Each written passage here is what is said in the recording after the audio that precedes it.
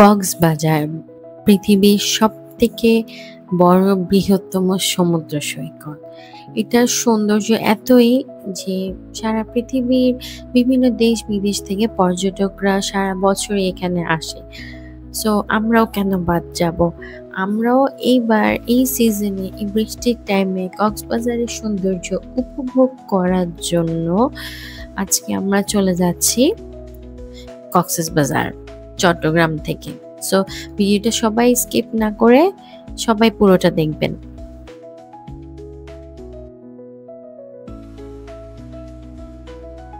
তখন বাজে ভোর আনুমানিক ৫টা। ফজরের আজান দিয়েছে অ্যান্ড আমরা বেরিয়ে পড়েছি স্টেশনের উদ্দেশ্যে। আমাদের ট্রেন হচ্ছে ভোর ৬টায়। সো আমরা গাড়ি নিয়ে বেরিয়ে পড়লাম অ্যান্ড বেরিয়ে দেখি অনেক বৃষ্টি পড়তেছিল সেদিন। ওয়েদারটা খুবই সুন্দর অ্যান্ড ঠান্ডা ছিল অ্যান্ড রাস্তায় জ্যামও ছিল না যেহেতু অনেক ভোরবেলা অ্যান্ড স্টেশনে দেখতেই পাচ্ছেন সবাই যে অনেক যাত্রীরা চলে এসছে, সবাই যে যার গন্তব্যে যাওয়ার জন্য তৈরি হচ্ছে। গিয়ে দেখি আমাদের ট্রেন এখনো আসেনি। তো আমরা অপেক্ষা করছিলাম আমাদের ট্রেনের জন্য অ্যান্ড ভোরবেলার এই শীতল ঠান্ডা আবহাওয়াটি উপভোগ করছিলাম।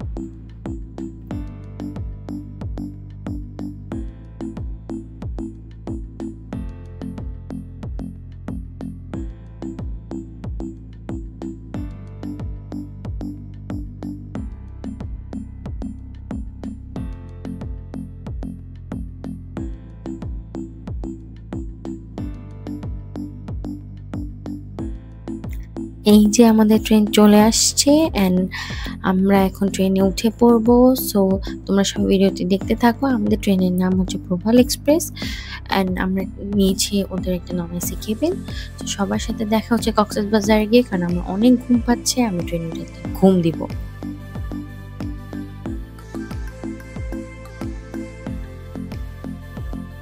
Welcome to Cox's Bazar. সো ট্রেনে স্টেশনে নামার পর দেখি এখানে এত ভিড়, এত মানুষ, মানে এই অফ সিজনেও মানুষ এত ঘুরতে যায় কক্সবাজারে, এত পর্যটক, এটা দেখে বিশ্বাস হচ্ছিল না। অনেকক্ষণ হাঁটার পরে আমরা স্টেশন থেকে বের হলাম। এখন আমাদের টার্গেট হচ্ছে যে আমরা একটা অটো বা টোটো যেটাকে বলে ওইটা নিব, নিয়ে হোটেলের উদ্দেশ্যে যাব। আমরা চলে আসছি কলাতলির কাছাকাছি অ্যান্ড এখন যাচ্ছি আমরা আমাদের হোটেলের দিকে। আমরা আজকে যে হোটেলে স্টে করব বলবো it is one of the cheapest but one of the good service hotels, 3 star hotels in Cox's Bazar. তোমরা দেখতে থাকো অ্যান্ড ওদের ডিসক্রিপশন বক্সে ওদের ফেসবুক পেজের লিঙ্কটাও দিয়ে দিব, যাতে তোমরা কখনো যদি হোটেলে স্টে করতে চাও ওদের সাথে কন্ট্যাক্ট করতে পারো। আমরা আজকে স্টে করছি hotel beach park. It is one of the good 3 star category hotels in Cox's Bazar. এটা হচ্ছে ওদের লবি এরিয়া। আমরা চেক ইন করার পর একটু ওয়েট করতেছিলাম কারণ আমাদের রুমটা রেডি হচ্ছিল। সো ওয়েট করতেছিলাম অ্যান্ড যাওয়ার পরে ওরা একটা ঠান্ডা ঠান্ডা ওয়েলকাম ড্রিঙ্ক সার্ভ করলো, যেটা খেয়ে খুবই কুল লাগতেছিল। অ্যান্ড দেখতে পাচ্ছ এটা আমাদের বেডরুম। এটা হচ্ছে ওদের C view category, premier C view ক্যাটাগরির রুমটা। এটা আমাদের পড়েছে 4,500 টাকা পার নাইট। এখানে টোটাল 4 জন স্টে করতে পারে। একটা বড় ডাবল বেড আর 2টা সিঙ্গেল বেড, এরকম আর কি। এখানে slippers, kettle and complimentary tea coffee ছিল অ্যান্ড যা যা একটা বেসিক রুমে থাকা দরকার সবই ছিল এদের রুমে। আমি বলবো 3 স্টার হিসাবে এদের সার্ভিস অ্যান্ড রুম ক্যাটাগরি অনেক ভালো পড়ছে। অ্যান্ড এটা হচ্ছে জানালা দিয়ে ওদের ভিউ, ব্যালকনি দিয়ে, ব্যালকনির অন্য সাইডে সি ভিউ, খুব সুন্দর একটা সি ভিউ দেখা যাচ্ছে অ্যান্ড সানসেটের ভিউটা খুবই ভালো লাগতেছিল। আমার কাছে তো খুবই ভালো লাগছে। তো তোমরা সবাই দেখতে থাকো অ্যান্ড এনজয় করতে থাকো আমার ব্লগটি।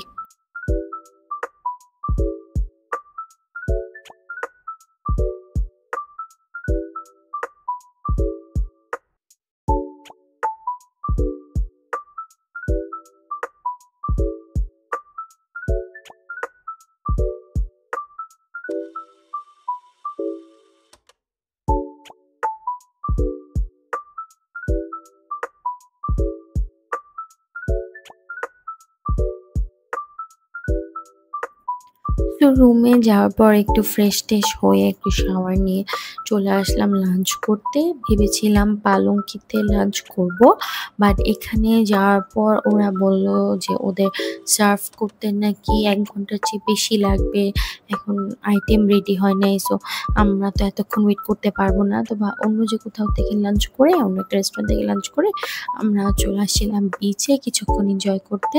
অ্যান্ড এটা হচ্ছে সন্ধ্যার ভিডিও। গিয়েছিলাম রেডিয়েন্ট ফিশ ওয়ার্ল্ড ঘুরতে। এটা আমার ফার্স্ট টাইম ভিজিট। ওখানে গিয়ে আমার ভালোই লেগেছে। অনেক রকমের মাছ, অনেক প্রজাতির মাছ দেখলাম। অ্যান্ড অনেক বাচ্চারাও গিয়েছিল ওখানে, টুরিস্ট। ওরা খুব খুশি হচ্ছিল।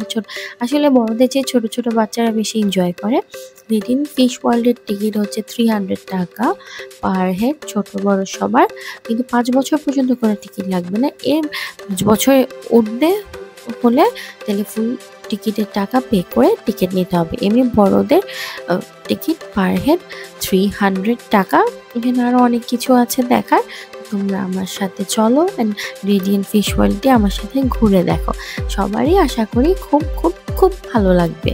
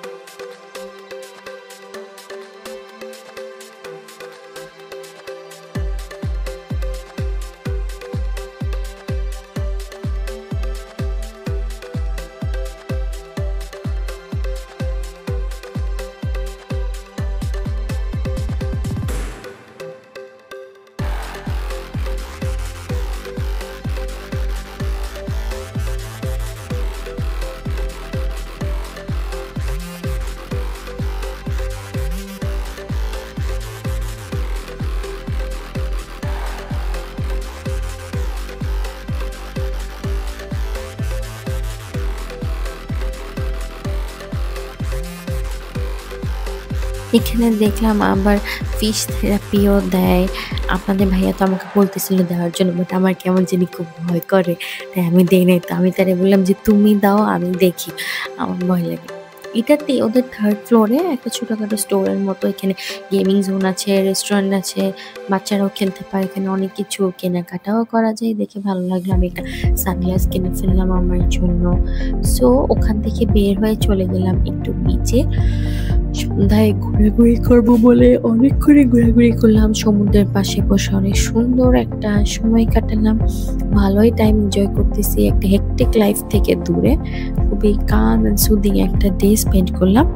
দেন ডিনারের টাইম হয়ে যাওয়াতে আমরা চলে গিয়েছিলাম ডিনার করতে এই রেস্টুরেন্টে, যেটা নাম হচ্ছে বৈশাখী রেস্তোরাঁ অ্যান্ড লাহাব কাবাব।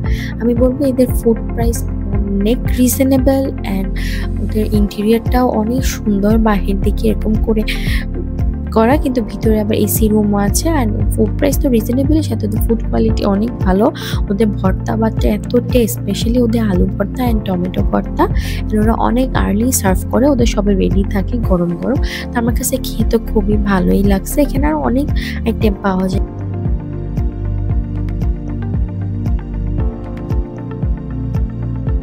এই ক্লিপসগুলা পরের দিন সকালে নেওয়া আমাদের হোটেলে বুফেট ব্রেকফাস্টে। আইটেম মোটামুটি ভালোই ছিল অ্যান্ড খাবার দাবারগুলো মোটামুটি ভালো। পাস্তা, ডেজার্ট, ডিম পোচ, বিরিয়ানি, ওদের এই বিরিয়ানিটা, এটা চিকেন বিরিয়ানি খেয়ে আমার কাছে খুব টেস্ট লাগছে। একদম গরম গরম ডাল, সবজি, পরোটা অনেক কিছুই ছিল, সাথে কর্ন স্যুপও ছিল, জুস ছিল। অ্যান্ড মোটামুটি আমার কাছে 3 স্টার হিসেবে অনেক ভালোই ব্রেকফাস্ট লেগেছে। সো আমি বলবো হোটেল বিচ পার্কে আমার ওভারঅল এক্সপিরিয়েন্স অনেক ভালো। অ্যান্ড ওদের সার্ভিসও অনেক ভালো, ফোন দিলেই কোনো দরকারে ওরা ইমিডিয়েটলি রেসপন্ড করে। সো তোমরা সবাই একবার হলেও এখানে স্টে করে দেখো। তো আজকের ভিডিও এই পর্যন্তই, সবার কেমন লেগেছে জানাবে। তখন পর্যন্ত সবাই ভালো থাকবে, টাটা।